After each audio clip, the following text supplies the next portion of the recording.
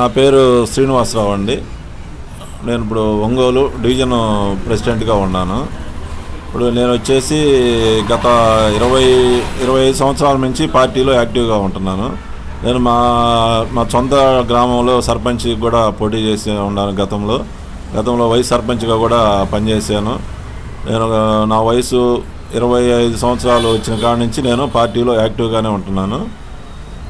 వచ్చేసి నేను BC community. నేను టోటల్గా ఎందుకంటే మాకు బీసీలకి తెలుగుదేశం పార్టీ ఎన్నో చేసింది. మాకు ముఖ్యంగా ఇప్పుడు మాది వచ్చేసి నాయ బ్రాహ్మణ కమ్యూనిటీ. 83లో ఎన్టీ రామారావు గారు పార్టీ పెట్టినప్పుడు ఫస్ట్ ఫెడరేషన్ కార్పొరేషన్ చేసిందంటే మా కమ్యూనిటీని. అప్పటి నుంచి కూడా ఏంటంటే మేము ఆ పార్టీ అంటే కొంచెం విశ్వాసంతో ఉంటాము. ఎంతోమంది నాయకులు పార్టీలు మారుతున్నా చేస్తున్నా కూడా మేము ఆ పార్టీ అనేది మాకు ఫస్ట్ నుంచి కూడా ఉంది. సరే, గత ఇంతకుముందు ఎలక్షన్లకి మొన్న జరిగిన ఎలక్షన్ చాలా డిఫరెంట్గా ఉంది. గతంలో అయితే మేము అసలు మాట్లాడే పరిస్థితే ఉండేది కాదు. కనీసం ఒక ఆఫీస్కి పోవాలన్నా, ఒక పోలీస్ స్టేషన్కి పోవాలన్నా కూడా అసలు అడుగు పెట్టే పరిస్థితే లేదు. మేము సమాధానమే ఉండేది కాదు, అసలు చెప్పేవాళ్ళే కాదు. ఎలాంటి డెవలప్మెంట్స్ లేవు.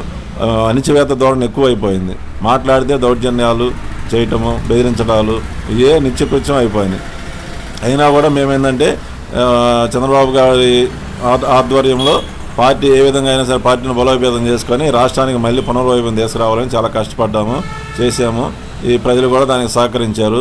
వాళ్ళు చేసినటువంటి అవినీతి కానీ, దౌర్జన్యాలు కానీ ఇది అన్నీ కూడా ప్రజలు కూడా విసిగిపోయి డెవలప్మెంట్ అనేది లేదండి. గత 5 సంవత్సరాల్లో డెవలప్మెంట్ లేదు. ఏదో కొంతమందికి మేము డబ్బులు వేసామా ఇదని అంటున్నారు. అవి వేసినా కూడా అవి అందరికీ కరెక్ట్గా రాలేదు. ఫీజు రీంబర్స్మెంట్ కూడా చాలా ఇబ్బంది అయిపోయింది. మా పిల్లలు కూడా ఇద్దరు ఉన్నారు. ఇద్దరు కూడా 4 సంవత్సరాల్లో మొత్తం టోటల్గా 1 ఇయర్ ఫీజు రీంబర్స్మెంట్ ఒక్కొక్కరిది ఆగిపోయింది. వసతి దీవెన అని పెట్టారు. వసతి దీవెన లేదు. 1 సంవత్సరమే వేశారు 10,000, 20,000 ఇస్తామన్నారు. అది లేదు. ఈ విధంగా చాలా ఉన్నాయండి. చెప్పుకుండా పోతే గత ప్రభుత్వంలో అసలు మనం చెప్పేదానికి అసలు చాంతాడంత ఉంటుంది చిట్టా మనం చెప్పాలంటే. సరే, అయితే ఇప్పుడు ప్రజలకు కావాల్సింది రోడ్లు, డ్రైనేజీలు, కరెంటు, నీళ్లు. ఇప్పుడు మీ దాంట్లో ఎలాంటి సమస్యలు? సార్, డ్రైనేజీ అయితే గత 5 సంవత్సరాల నుంచి అలాంటి డెవలప్మెంట్ లేదు కాబట్టి కొంచెం డ్రైనేజీ ప్రాబ్లమ్స్, రోడ్లు అన్ని సమస్యలు అయితే ఉన్నాయి. ఇది 1 by 1 చేసుకుంటూ వస్తున్నారు. మేము కూడా స్థానిక ఎమ్మెల్యే గారు దృష్టికి తీసుకెళ్తున్నాము. ఆయన కూడా స్పందిస్తున్నారు. నాకు దామచల ఆంజనేయులు గారు కూడా మంచి నాయకుడు. అతను చాలా స్పందిస్తున్నాడు. ఏదైనా సమస్య ఉన్నా కూడా ఇప్పుడిప్పుడే గాడిన పడుతుంది. కొంచెం 1 సంవత్సరం అలా టైం పోతే కానీ అన్నీ సెపరేట్ కావు. అది వాటర్ కూడా మాకేంటంటే ఒంగోలుకి ఏదన్నా కూడా సాగర్ నుంచి రావాలి. వాటర్ నాగార్జున సాగర్ నుంచి వస్తేనే ఇక్కడ ఒంగోలు తాగునీరు. అంతకుముందు టీడీపీ గవర్నమెంట్లో ఏంటంటే మన స్థానిక ఎమ్మెల్యే దామచల ఆంజనేయులు గారు సాగర్ నుంచి సపరేట్ పర్మిషన్, మల్లవరం డ్యామ్ ఉంది ఇక్కడ. మల్లవరం డ్యామ్ నుంచి ఒక టీఎంసీ వాటర్ కూడా పర్మిషన్ తీసుకొని డైలీ వాటర్ ఇచ్చేదాన్ని కూడా ప్రాసెస్ చేస్తున్నారు. పైప్ లైన్ కూడా ఆ రోజుల టైంలో కొంత జరిగింది. ఈ మధ్యలో గవర్నమెంట్ మారటము వాళ్ళు చేయలేదు. దాని మీద మళ్ళీ మన స్థానిక ఎమ్మెల్యే గారు కొంచెం దృష్టి పెట్టున్నారు. దాన్ని కూడా ఇవ్వాలనేది మన టీడీపీ మేనిఫెస్టోలో ఒంగోలులో డైలీ వాటర్ ఇవ్వాలనేది వాళ్ళ ప్రాబ్లం అది ఉంది. అది కూడా రెక్టిఫై చేస్తాడు అనుకుంటున్నాను. ఈ రోడ్లు, డ్రైనేజీలు ఇవన్నీ గత 5 సంవత్సరాల నుంచి ఒక్క డెవలప్మెంట్ కూడా లేదు.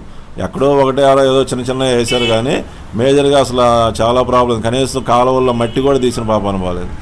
అన్నీ ఉన్నాయి, సమస్యలు ఉన్నాయి. చిన్న 1 by 1 రెక్టిఫై చేస్తున్నారు. ఇప్పుడు గవర్నమెంట్ వచ్చి కూడా 4 నెలలు అవుతుంది. ఇది కూడా నిదానంగా అన్నీ అవుతాయని మేము ఆశిస్తున్నాం. సరే, మరి ఎమ్మెల్యే గారు గతంలో ఒకసారి 14 నుంచి 19 దాకా ఎమ్మెల్యే చేశారు. ప్రస్తుతం ఎమ్మెల్యేగా ఉన్నారు 2వసారి. మరి ఆయన కార్యకర్తలతో కానీ ప్రజలతో కానీ ఆయన పనితీరు ఎలా ఉంటుంది? కార్యకర్తలకు ఎలా సహాయం చేస్తారు? ఇప్పుడు బాగానే ఉందండి. ఇప్పుడు ఎమ్మెల్యే గారు పోయిన 2015-19లో కొంచెం కార్యకర్తలను కొద్దిగా పట్టించుకోలేదు అనేటువంటి కొంచెం ఉండేది.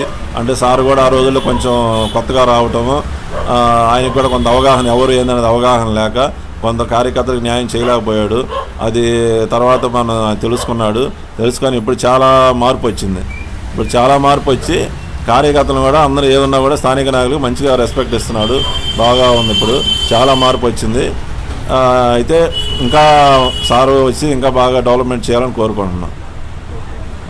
మరి మీరు ఇన్ని సంవత్సరాలుగా కష్టపడి పనిచేశారు. మీకు ఎలాంటి గుర్తింపు ఏం కావాలని మీరు కోరుకుంటున్నారు? మాకు గుర్తింపు సపరేట్గా మాకేం అవసరం లేదండి. మాకు పార్టీ అనేది ఉండి రాష్ట్రం డెవలప్ అవ్వాలి, మా జిల్లా డెవలప్ అవ్వాలి, ఒంగోలు డెవలప్ అవ్వాలి, పిల్లలకి చదువుకున్న వాళ్ళకి కొంచెం ఏదన్నా ఉద్యోగాలు వచ్చేటువంటి చేస్తే చాలు. మనకు వ్యక్తిగత మాకేముందండి, మా పని మేము చేసుకుంటాము.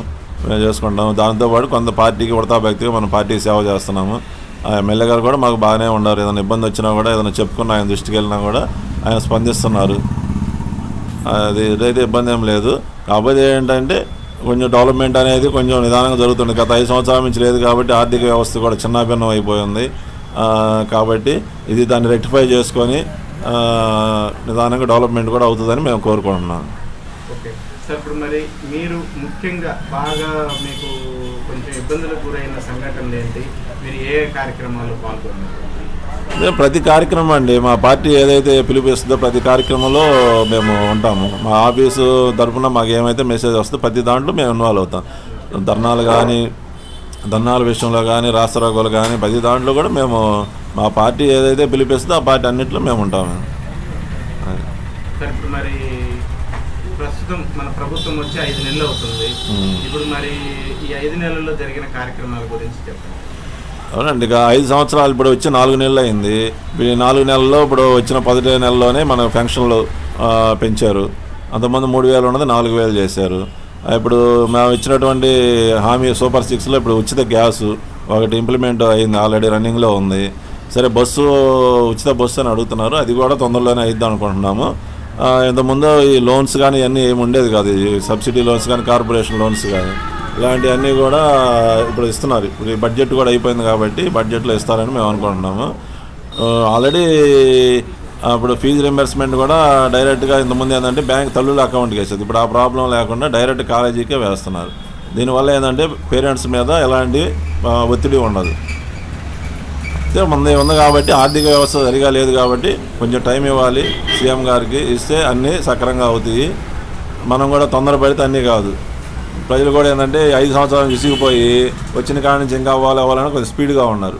అధికంగా కూడా పరిస్థితులు కూడా మనం ఆలోచించుకొని 4 నెలలు అటు ఇటుగా అవుతాయని మేము అనుకుంటున్నాము. Okay sir.